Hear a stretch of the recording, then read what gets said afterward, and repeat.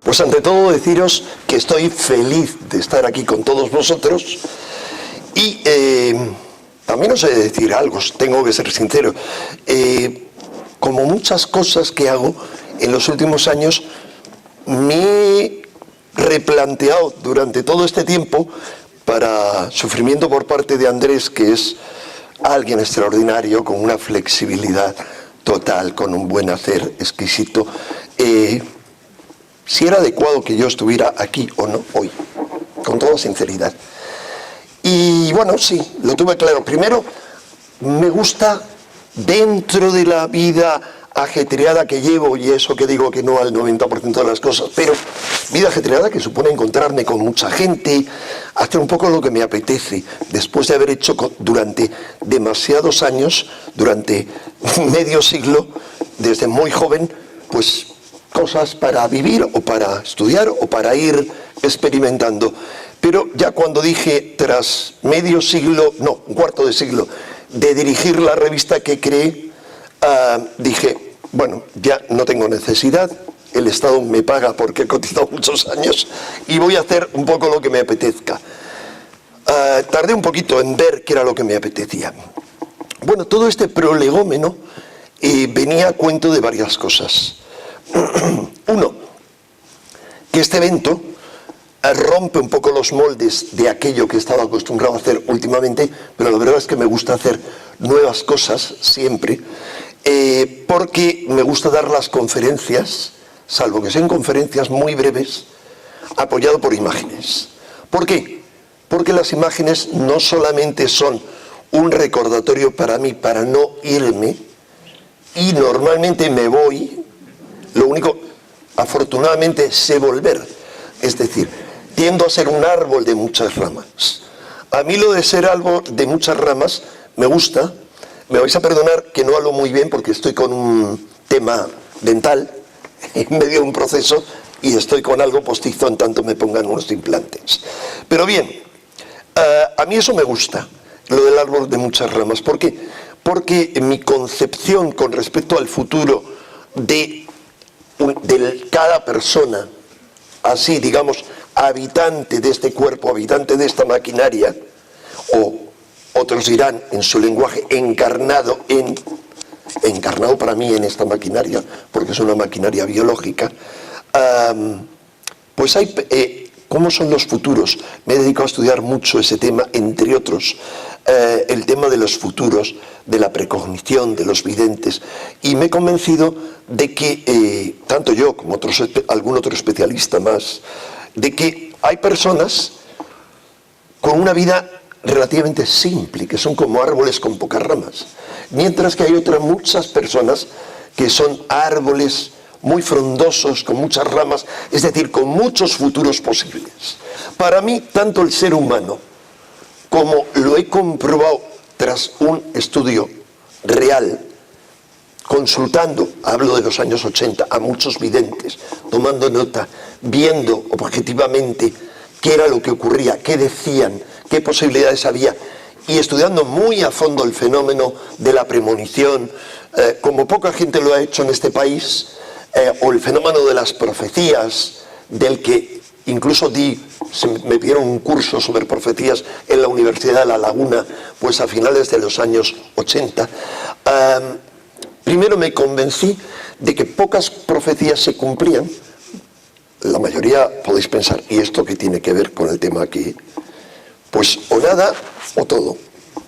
Porque para mí, ya os anticipo, origen es un concepto abierto, pero origen también es la tendencia hacia otra cosa, es decir, hacia un fin.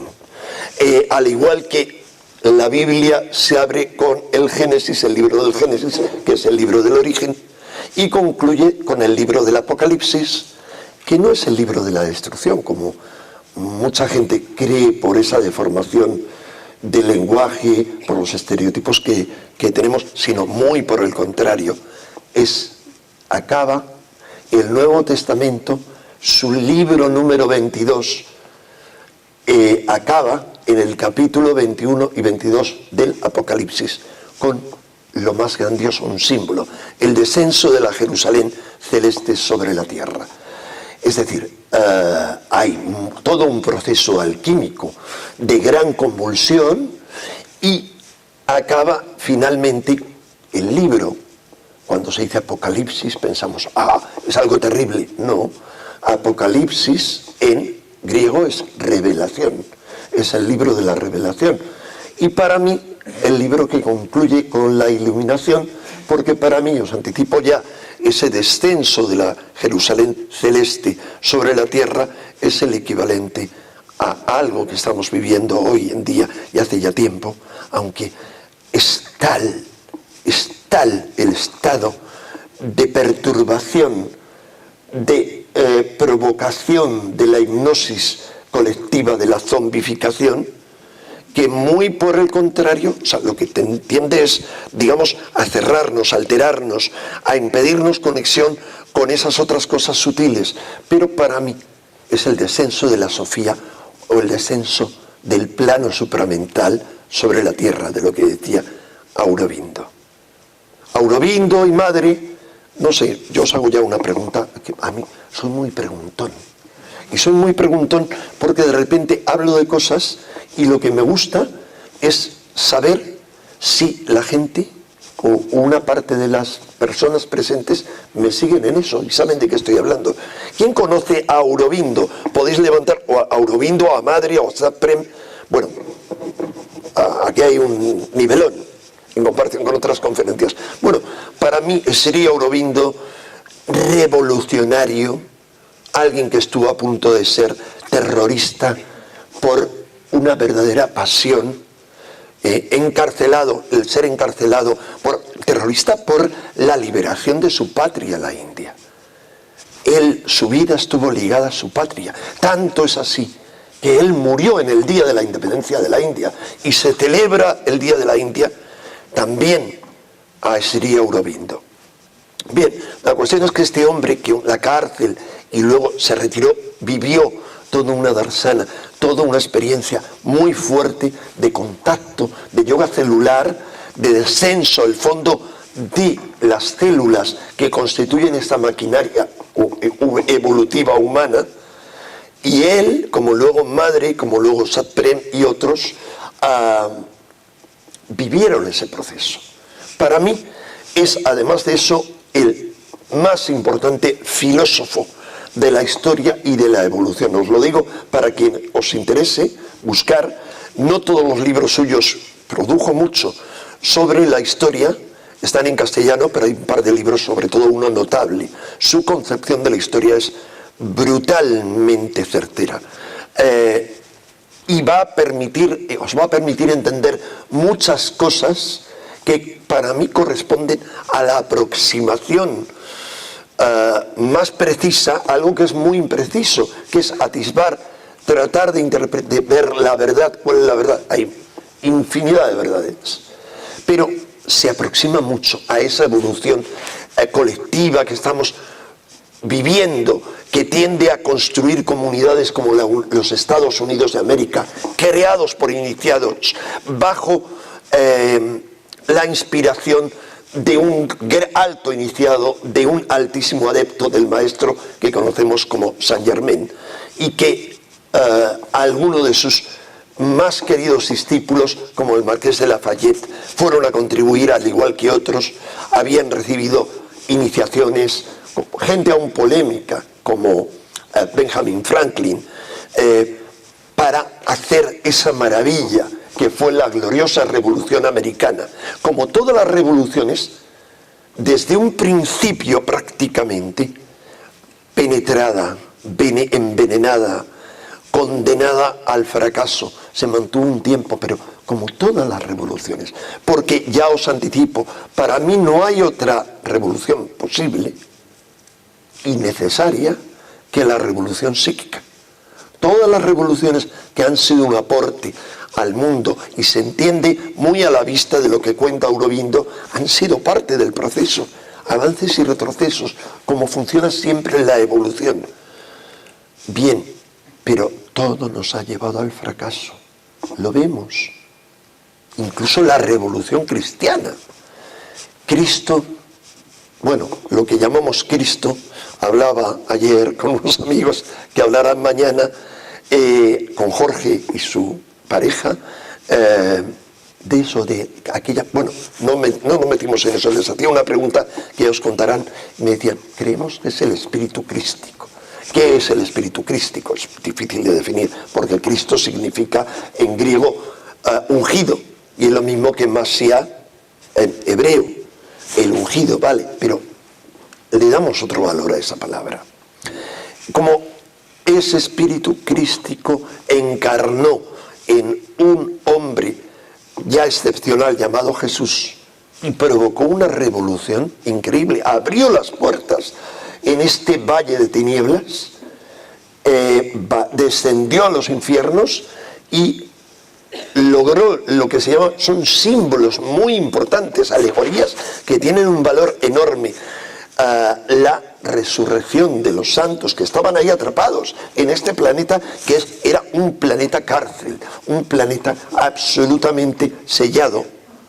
Él provocó eso. Y por mucho que otros, muchos seguidores suyos o no seguidores suyos, previos, lo que conocemos como gnósticos, el movimiento gnóstico, seguían esa filosofía y veían a Jesús y al mito del Cristo como una imagen potente gnóstica, como una alegoría, no como el Cristo histórico que nos han tratado de vender muchos, por mucho que siguieron luchando, concibiendo a este mundo como una cárcel creada por un aciago demiurgo y en la que estaban encerradas las almas. Por un lado estaban ellos, fracasaron totalmente.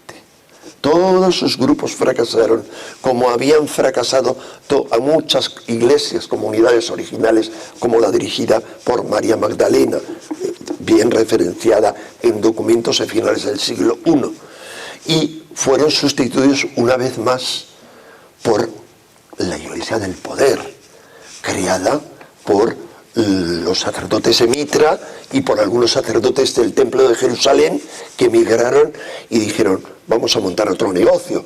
Cuidado, con su magia, con su poder, montaron un negocio productivo. Bien, yo lo siento, a mí me gusta ser muy claro, a veces temo ofender, pero no tengo más remedio que gritar, decir, formular mis pequeñas verdades, expresando siempre que tengo mucho respeto por las verdades de los demás.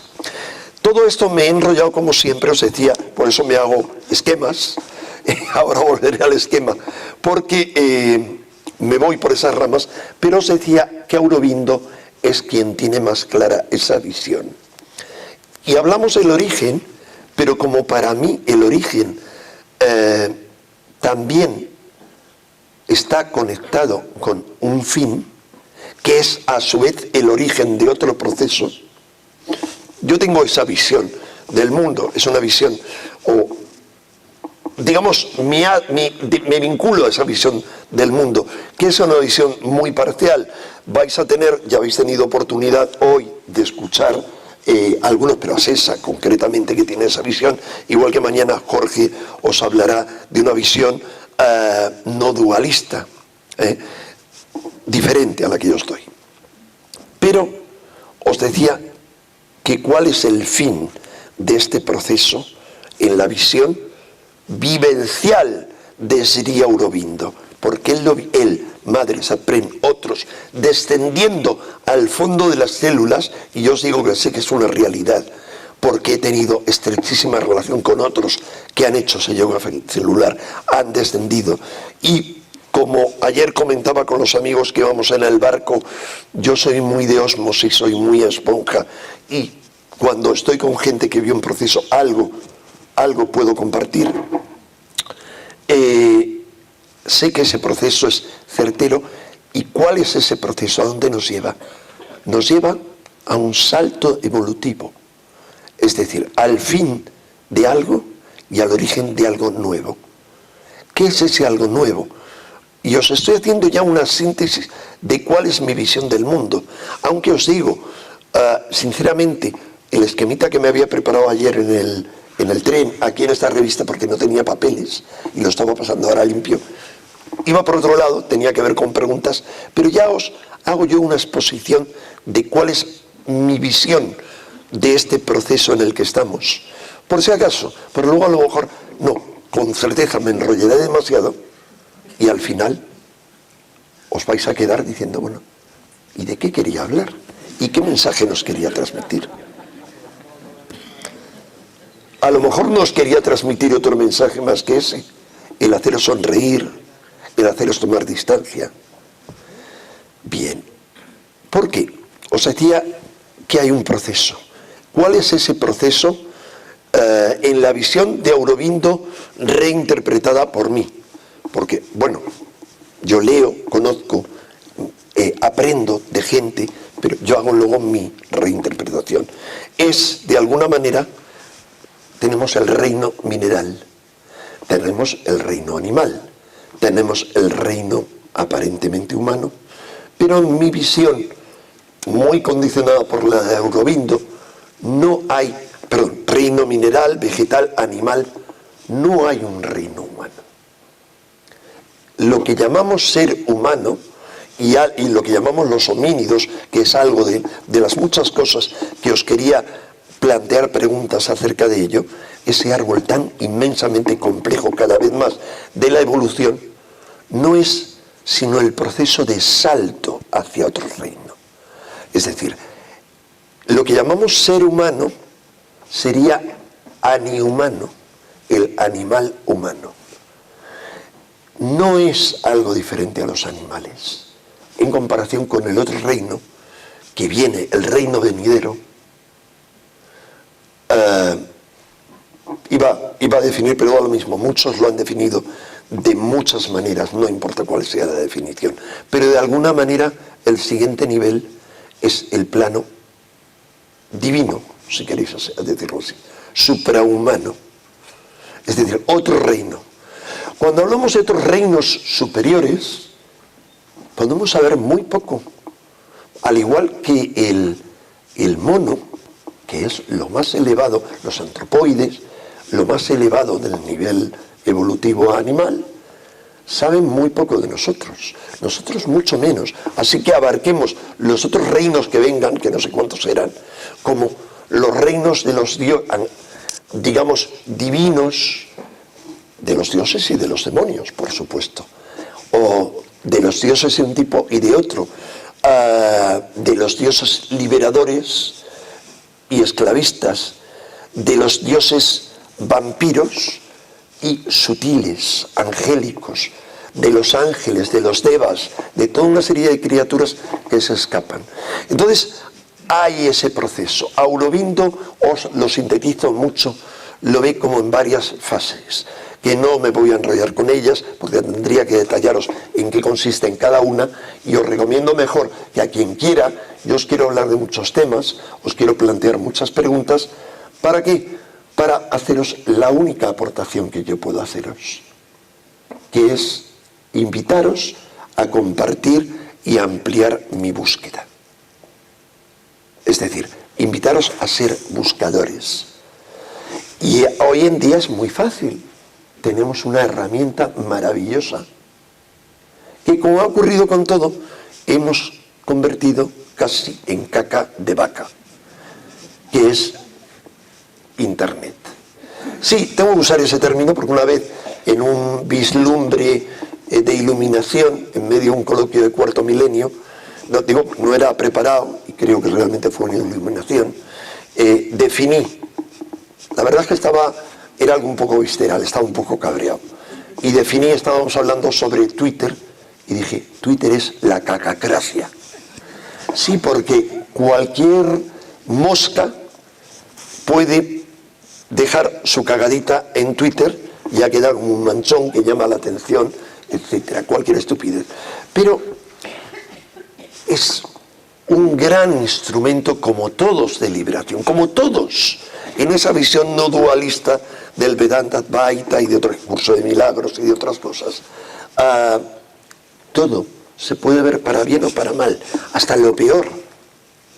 En el caso de Internet, tenemos ahí una herramienta de esclavitud brutal, o con el WhatsApp. Yo me acuerdo, me horrorizaba cuando le veía a la gente con el móvil. Tenía una amiga que estaba todo el día,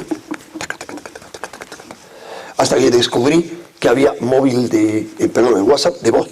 Yo dije, sé que atormento a muchos amigos que dicen que pesado mandando unos mensajes de voz, pero bueno, es liberador para mí, me libera de tiempo, de historias. ¿Qué ocurre con Internet?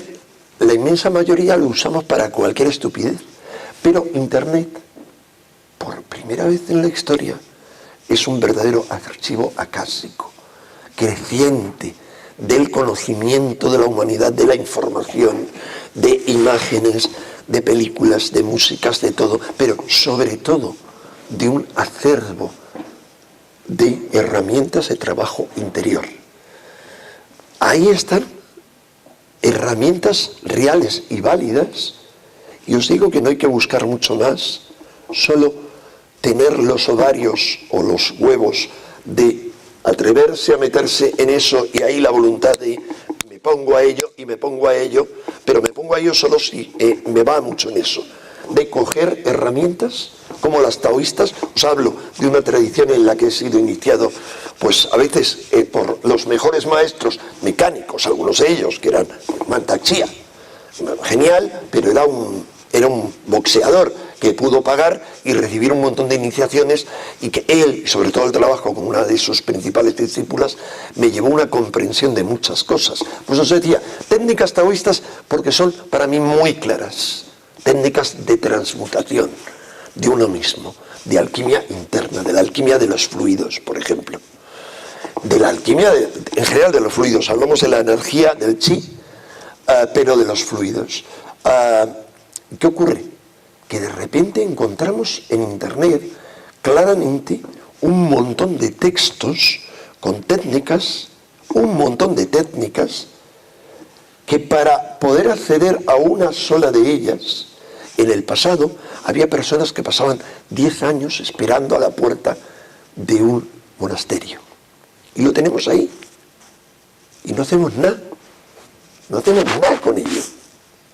No nos vale para nada. Bien, os decía eso en cuanto a maravilla dentro de este proceso evolutivo, pero vuelvo a los que os contaba de Sri Aurobindo. Os decía que Sri Aurobindo, y os decía esto porque podéis profundizar, buscar en Internet Sri Aurobindo, suprahumano, o mejor, hoy en día es que es cojonudo con el tema de Internet.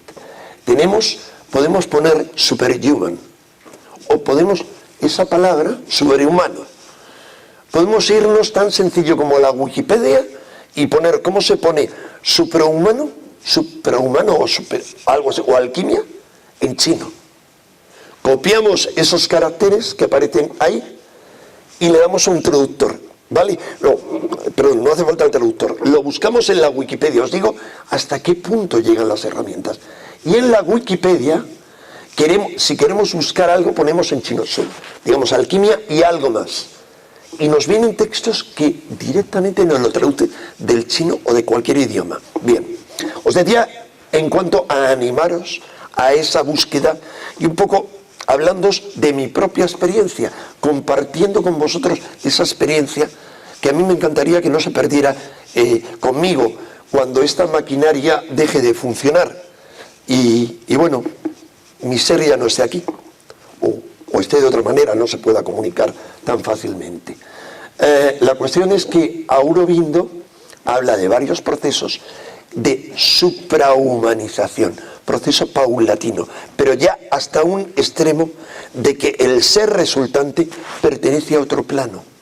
No es un ser que está atado a las necesidades de esta maquinaria. No está atado a la materia corruptible.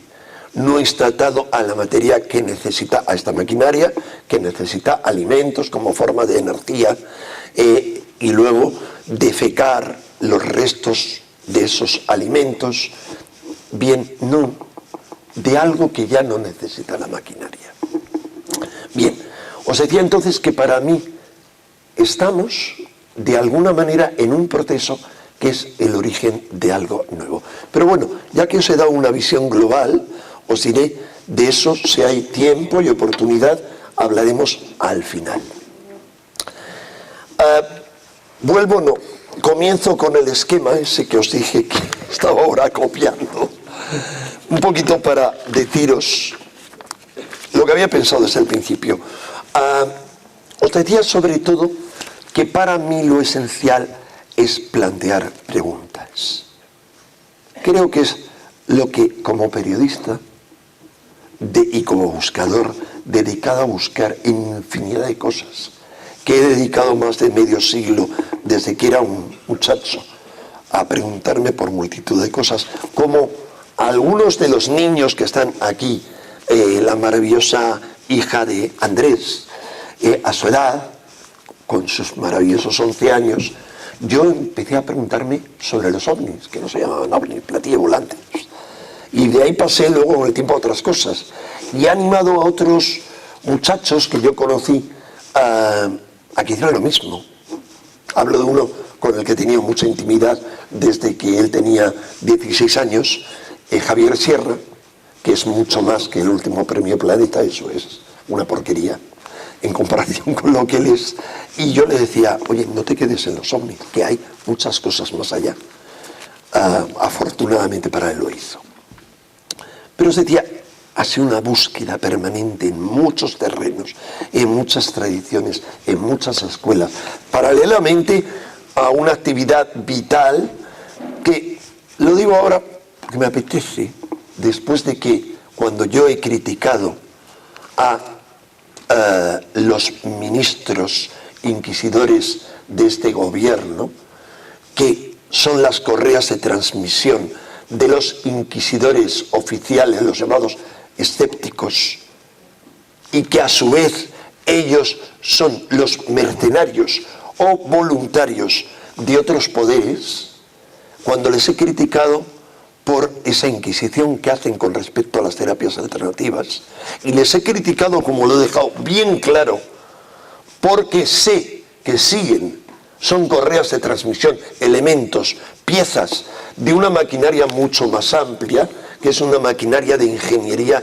social que utiliza técnicas bien conocidas en política y manipulación política, como el astroturfing, para colándonos mentiras por verdades. O sea, mira, esto es la verdad. ¿A que parece la verdad? Pues es la verdad. Mentira. O sea, el astroturf, que es un término utilizado en ingeniería política en Estados Unidos, que había gente que me decía, este tío está loco, ¿cómo es que habla del césped? Hablando de eso, porque el astroturf es una marca de césped de plástico, pero que se hace pasar por lo habitual. Pues hacen lo mismo. Y hacen lo mismo por varias razones. La gente dice, son los laboratorios farmacéuticos. No solo, no te pierdas con un árbol porque hay un bosque. Es que para manipular una sociedad hace falta lograr el control de la educación, como ha ocurrido en alguna región de nuestro país, y después el control de la sanidad. Y bueno, por ahí va. Pero cuando yo decía eso, de repente había gente que me decía, este es un fascista, porque estaba atacando a un gobierno como a cualquier otro. Es que no ha habido ni un puñetero partido que haya planteado una postura clara. Al menos ha habido dos que han dejado abierto, han dicho, se tiene que estudiar, que es lo que hay que hacer. Pero el resto es prohibir a las prohibirlo a esto. O ha habido uno, no voy a decir cuál, que ha dicho, hay que encarcelar a los periodistas que hablen a favor de las medicinas alternativas. Y esta campaña es continua.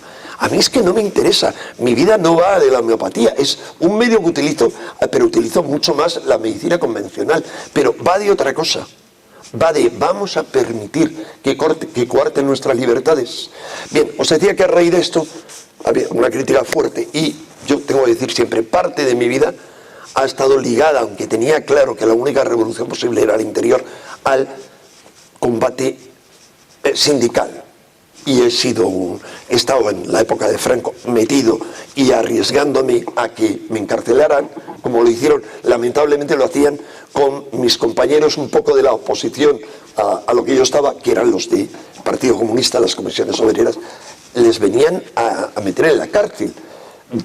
Gente trabajando conmigo, que luego fueron delegados sindicales como yo. Bien, todo ha formado parte de lo mismo. Para mí es un todo, no hay partes. Para mí no hay la locura de los ovnis y los extraterrestres y la iluminación de, por ejemplo, de la filosofía dualista, del Vedanta Advaita, que para mí es la línea más potente y más cercana. Bien, os decía entonces que quería compartir conmigo muchas preguntas, pero ya os advierto que no lo hago para encontrar respuestas racionales y precisas, porque no las tengo y porque creo que no existen, porque nuestra visión del mundo es una visión necesariamente cambiante. Siempre me gusta poner un ejemplo que algunos amigos como Carmen y algunos otros que me han acompañado en los viajes, tengo ya que decirlo, iniciáticos a Egipto, siempre, para que vean lo difícil que es hablar de eso como de cualquier cosa, de los conceptos de los egipcios, la iniciación, etc. Siempre pongo un ejemplo, a un ser primitivo, que es un campesino, tiene una visión del mundo. Lo sintetizo mucho, porque no quiero enrollarme. A ese mismo campesino que es analfabeto, que no tiene ni idea, y que tiene un mundo muy reducido, que es a donde puede ir andando, o en su carrito, lo metes en un avión, en una avioneta, despegas y le haces tener otra visión del mundo, todo lo que hay alrededor, el pueblo, el río, etc. Tiene una visión más relacional. Es como si a la visión prerracional la llevas luego a la visión racional, pero luego a ese mismo individuo le vas dando información paralelamente correspondiente a otro nivel. Cada uno le ponéis ahí los elementos, no os lo quiero dar todo mascadito y enrollarme mucho, pero luego al mismo individuo le subes en una lanzadera espacial, en un Space Shuttle, despega y tiene otra visión brutalmente distinta, porque va despegando, va viendo su terreno, la ciudad, el mar que había podido ver en la avioneta, y ve que eso forma parte de un continente, de un planeta, empieza a girar y se le da información, y se le da información ya acerca de que ese mundo es nada más que un globo que forma parte del cogollo de lo que es el sistema solar, que es como un cogollo pequeñísimo, imaginaros. Es como la esfera de este reloj. Ojo, ese es el sistema solar hasta Júpiter, Saturno, Urano, Neptuno. Porque ahora a Plutón se le ha bajado a tercera regional. Y hay otros muchos como Plutón, pequeñitos, que están por ahí circulando. Pero esto que es tan pequeñito, el sistema solar no es esto. El sistema solar es mayor que esta sala. Es decir, la heliosfera es mayor. Y en los límites, en los confines de esta sala, solo os digo para que os hagáis una idea de la visión, de que si ese individuo, en lugar de una lanzadera espacial, se metiera en un vehículo del futuro inmediato y saliera de los confines de este sistema solar, vería que en esos inmensos confines, regidos por el Sol, primero hay una cosa enorme, que no es plana, que se llama la nube de Oort, inmensa, y que en la nube de Oort sabemos pocas cosas, sabemos que es donde se generan los cometas, no todos los cometas, y no todas las cosas que circulan. Por ejemplo, no sabemos dónde se ha generado Oumuamua.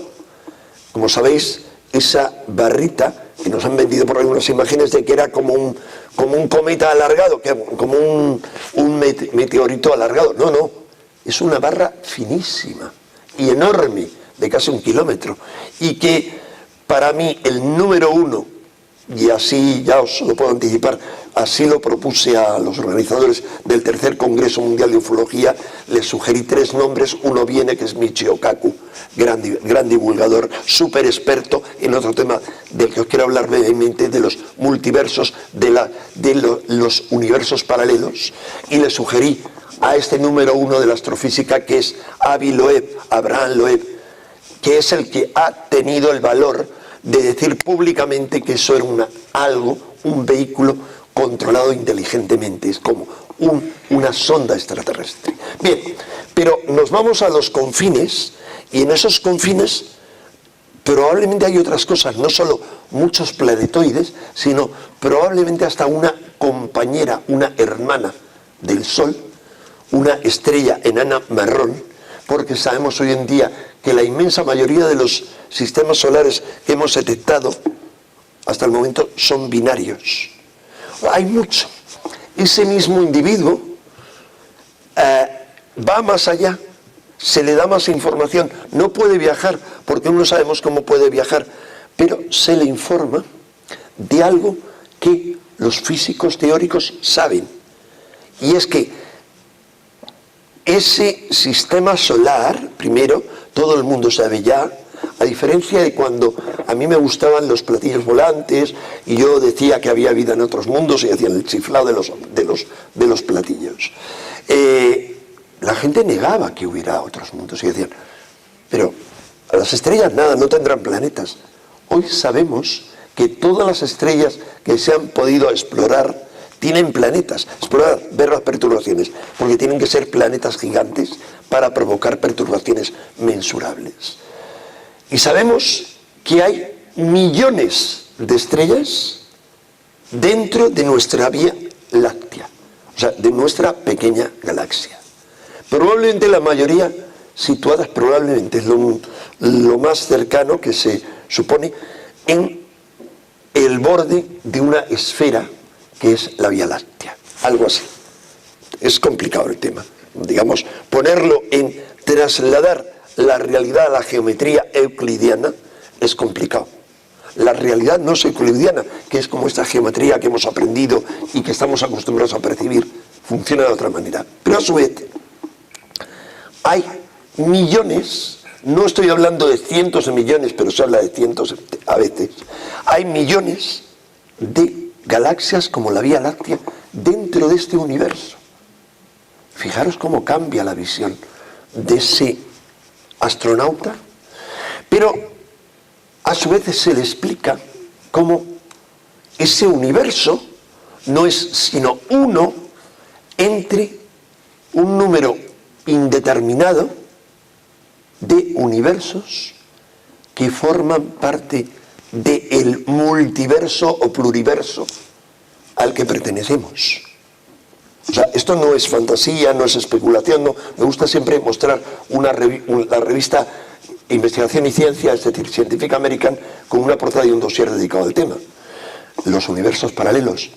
Pero a su vez, esos universos paralelos de este multiverso, que algunos son paralelos entre sí, o sea, coexisten simultáneamente en planos diferentes de la realidad, es solo un nivel, porque a su vez los multiversos de nivel 1 son solo un elemento en multiversos de nivel 2, esos en multiversos de nivel 3 y esos en multiversos de nivel 4. No os doy detalles porque es suficiente con que yo me vuelva loco como para que los demás os contagie esa rama de mi locura, que es solo una. Pero solo os lanzo ideas para que, si queréis, profundicéis, y siempre con la idea de expandir la mente, abrir la mente. Y abrir la mente es mucho más. Entonces os decía cómo van cambiando las visiones del mundo. Pero claro, he hablado solo de una parte. Estaba hablando de realidad externa. Pero a su vez, ¿qué ha ocurrido en todo ese proceso evolutivo a nivel interno? Muchísimas cosas. Desde ese ser primitivo, no hablaba del campesino actual, sino más antiguo, al ser racional, ha habido muchos fenómenos. Uno importante, que es el surgimiento de la mente bicameral, que es de una mente fusionada, de un cerebro sin fisura de Rolando, que divide entre el hemisferio izquierdo y el hemisferio derecho. Ha habido ese surgimiento y ha habido sobre todo un fenómeno, digamos, neurofisiológico, que definido por algún experto como la mente bicameral, con dos realidades dentro de nosotros y todo lo que conllevan, que es mucho. Luego, si alguien quiere preguntar, podéis preguntar. Eso nos hace entender muchas cosas de nuestro pasado, que tendrán que ver con otras cosas que os quiero comentar, como el surgimiento de la cultura, de los dioses, el arte rupestre, etc. Pero bien, la cuestión, no quiero enrollarme mucho porque prefiero hablaros primero algunas cositas, si os parece bien, hacer no un descanso, sino pediros preguntas y hacer una segunda parte porque es imposible. Me gusta dar conferencias con imágenes, porque las imágenes permiten mantener la atención. Pero por mucho que uno sea alguien voluntarioso, a no ser que esté muy entrenado en ese otro método del que os han hablado esta mañana, con mantener la concentración, la atención, uno tiende a dispersarse con tanto rollo de palabras. Bien, la cuestión nos decía que la mente bicameral y otra serie de procesos a los que estamos asistiendo. Es decir, hay un montón de procesos, ya son procesos psíquicos. Os he estado hablando del que se sube en el Space Shuttle, pero paralelamente a esa carrera espacial, a esa conquista del espacio exterior, hemos emprendido en el siglo XX otra conquista para mí mucho más importante. Y os diré por qué. Que es la carrera del espacio interior. Es decir, no todos, para nada, podemos ser astronautas, pero todos podemos ser psinautas, intronautas. A través de un montón de procedimientos, de meditación, de un montón de técnicas y, por supuesto, a través de los enteógenos sagrados. Quien no sepa qué es eso, que lo busque, ya sé por qué. Prefiero no extenderme en el tema, pero como ha ocurrido siempre en los misterios de Eleusis, con el cornezuelo del centeno, etc. Tampoco me voy a extender. Si alguien quiere preguntar luego sobre cosas como los misterios de Eleusis o los sistemas de iniciación en Egipto o en otros sitios, pues que pregunte. Porque no tiene mucho que ver con el tema, claro, porque esos procesos nos conducen al origen.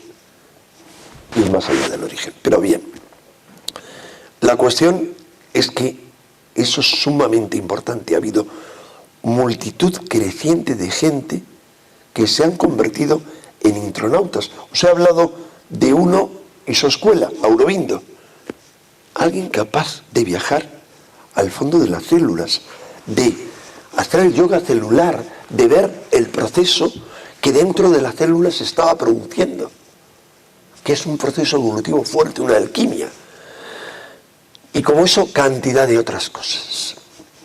Por eso está hablando entonces de cuál era la visión. La realidad es múltiple, por lo tanto, por eso os decía que no busquéis encontrar respuestas aquí, sino más bien muchas preguntas. Ya es muy tarde para sugeriros algo que había pensado, y era también porque ha habido otra conferencia antes, y es que si a alguien no le interesaba, ha habido algunos que se han marchado. Lógicamente yo estaba dispuesto de mi bolsillo a devolverle el dinero, porque a lo mejor viene engañado a esto, buscando respuestas, mientras que yo solo tengo preguntas. Respuestas podéis encontrar infinidad. Hay muchísima gente que da respuestas. No tenéis más que conectaros a YouTube y hay cantidad de gente que lo sabe todo. Sectas que lo saben todo. Escuelas que lo saben todo. Yo he estado en algunas de ellas, he estado con maestros muy potentes. Lo que pasa es que me desbordaba ese saberlo todo y no encontré respuestas para algunas preguntas. Al igual que me desbordaba muchas cosas, su manipulación, su ego, aún seres excepcionales con todo un montón de cosas. Por eso hace ya mucho que, tras haber sido desde mi juventud un libertario absoluto, así, libertario radical también en lo político, en algún momento, cuando tenga tiempo y ganas y tenga algo que vender, antes no tengo nada que vender, crearé mi página web y pondré mis fotos en contraportada de diarios de difusión nacional o en la portada de Castilla Libre, que era el boletín de la CNT, alzando la bandera de la CNT en los sindicatos franquistas. Pero, bueno, esto es hablar del ego de uno de las historias, pero os decía porque hay demasiada gente que tiene respuestas, así que se pueden preguntar en otros sitios. Yo luego si hay tiempo, y siempre que me diga Andrés que hay tiempo, después de pediros que me hagáis algunas preguntas sobre esto, quería plantearos algo sobre varias preguntas. ¿Quién o qué? Os lo anticipo para pediros que en la medida de lo posible no me preguntéis sobre esto. ¿Quién o qué soy yo? ¿Qué hago aquí y ahora? ¿Para qué vivo? ¿Para qué vivimos como humanidad? ¿Cómo empezó el universo? Y algo más gordo, ¿cómo empezaron los multiversos? ¿Cómo empezó la vida? ¿Cómo surgieron los mundos? Porque para mí, que soy un exonauta, no un intronauta como lo son otros, pues son las preguntas que yo me hago, que tienen que ver con origen. ¿Cómo surgí yo? ¿Cómo surgió mi individualidad y conciencia? ¿Cómo surgió el ser humano en este planeta? ¿Surgieron antes que la nuestra, otras humanidades? ¿Hay rastros de ello? ¿Cómo surgió la religión, el arte, la civilización y la cultura? Esas eran las preguntas que en principio quería haber compartido con vosotros. Pero como no sé si va a haber mucho tiempo, y para no soltaros más ladrillo, a mí me encantaría que entráramos en otra dinámica con vuestras preguntas.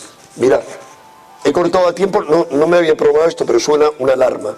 Significa, se ha pasado el tiempo. Gracias, estoy a vuestra disposición.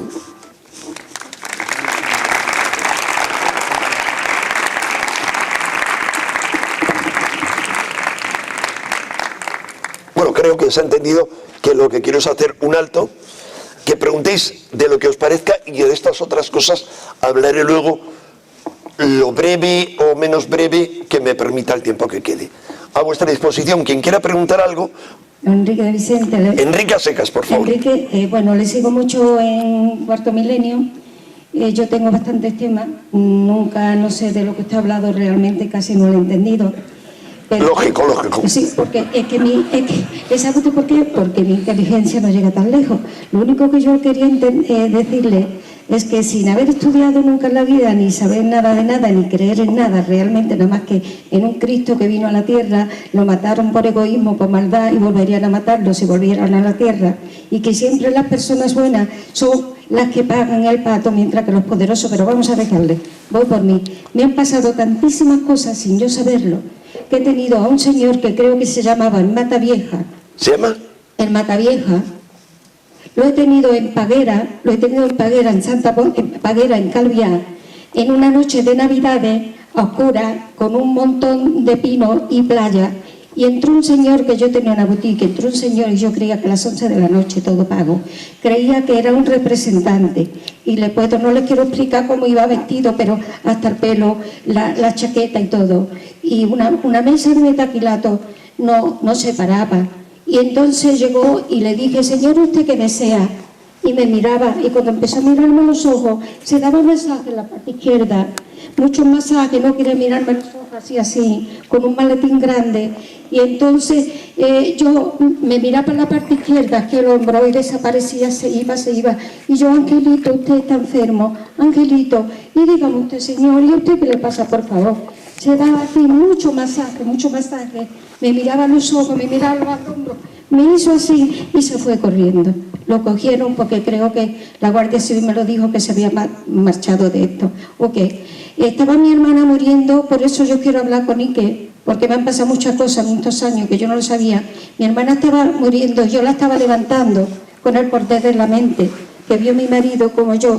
Yo tenía miles de bichos eléctricos que me comían el cerebro. Me tiraban en cabeza hacia atrás.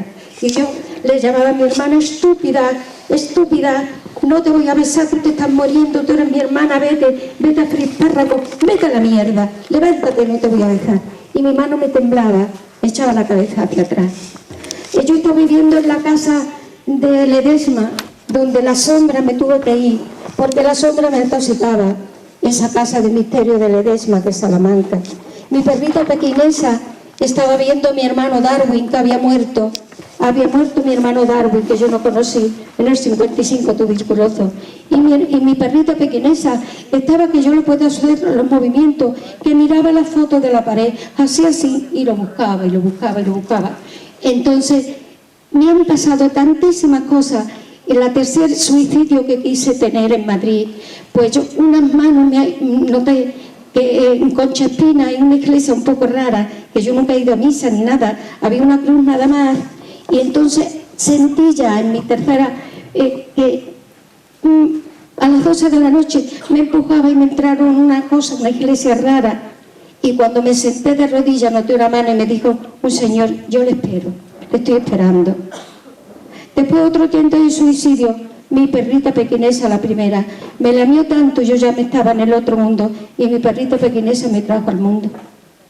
Es que yo he tenido muchísimas vivencias y yo quisiera hablar con Iker, porque el cerebro se me iba, porque el cerebro se me iba.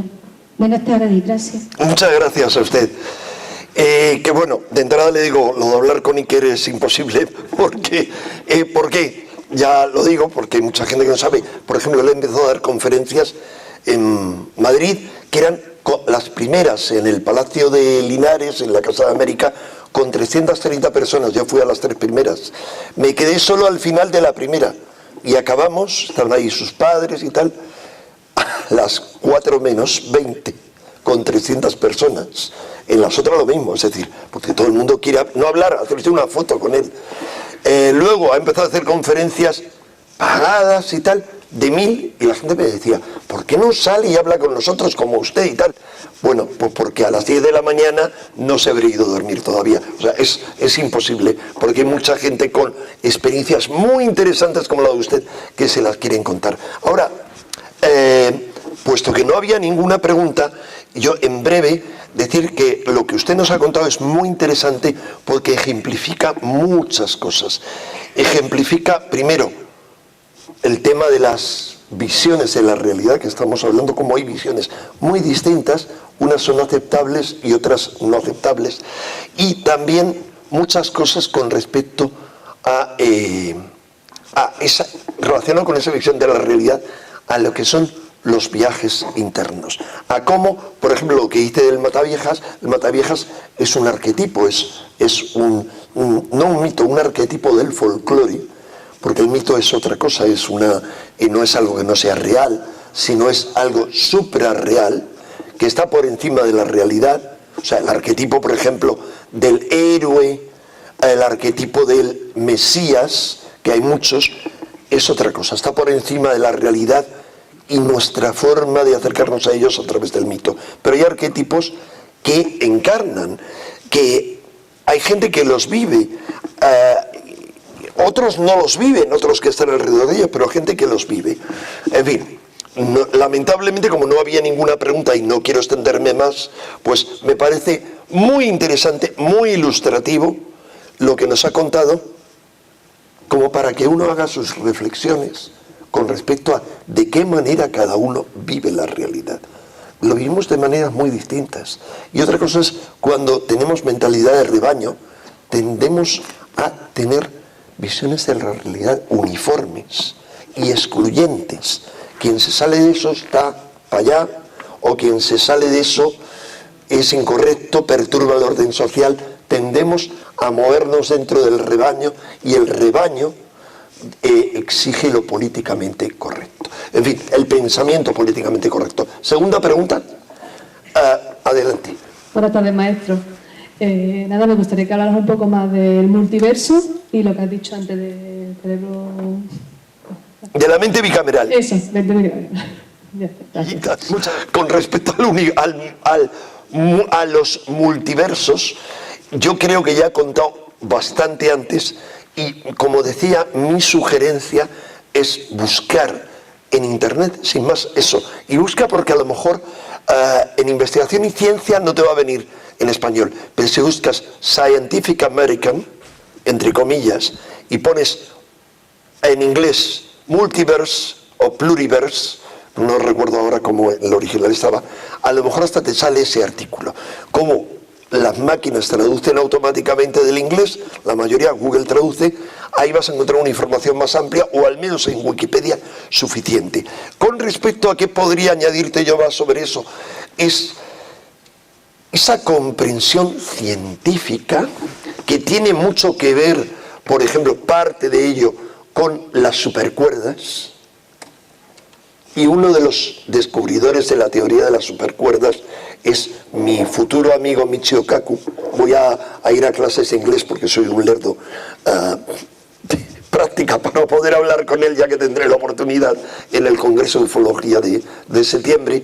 Él es uno de los creadores de la teoría de supercuerdas. No es solo el Carl Sagan moderno como divulgador, no, es alguien sumamente brillante.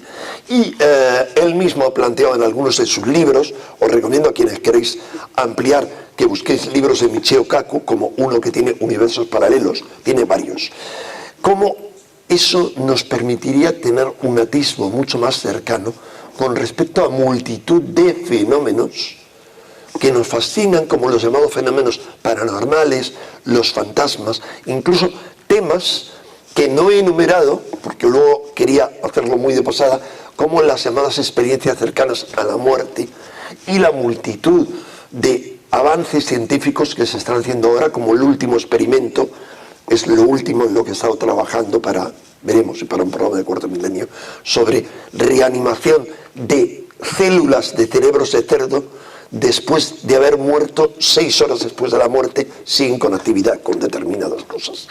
Bien, me enrollaba con eso.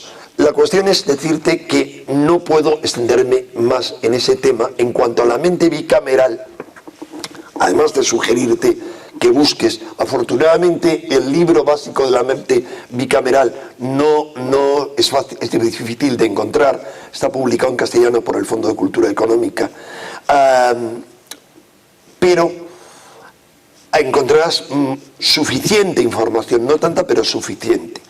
Ahora bien, para mí, ¿qué es lo que habría sobre eso? Aprovecho tu pregunta para decir qué más podría añadir de interés, de valor, que tenga que ver algo con el contexto de todo lo que he hablado, de lo que para mí es esencial dentro de lo que he hablado. Y para mí lo que es esencial es la evolución futura, pero no es tan futura, sino que está aquí y ahora, se está gestando en esta marmita, que es nuestro cuerpo de cada uno.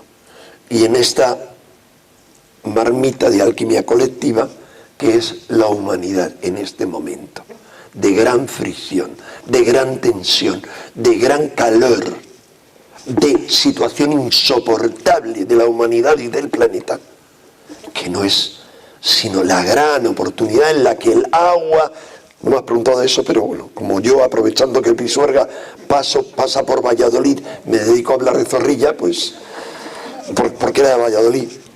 Entonces, la cuestión es que esa marmita es insoportable, la situación, es que no nos podemos hacer una idea, pero cuando alcance los 100 grados se transmutará y pasará de ser agua al estado líquido, al estado gaseoso. Alcanzará el punto crucial. Bien, en esa línea, ¿qué tiene que ver con este rollazo lo de la mente bicameral? Que al igual que hay una mente dividida, no voy a enrollarme con lo que tiene que ver con las voces de los dioses, los oráculos, etcétera. No, voy a algo más importante, la esquizofrenia que nos crea esa mente bicameral y que tiene para mí algo que ver con la mente dualista, es decir, cuyo visión distinta es la visión no dualista del Vedanta Advaita, por ejemplo.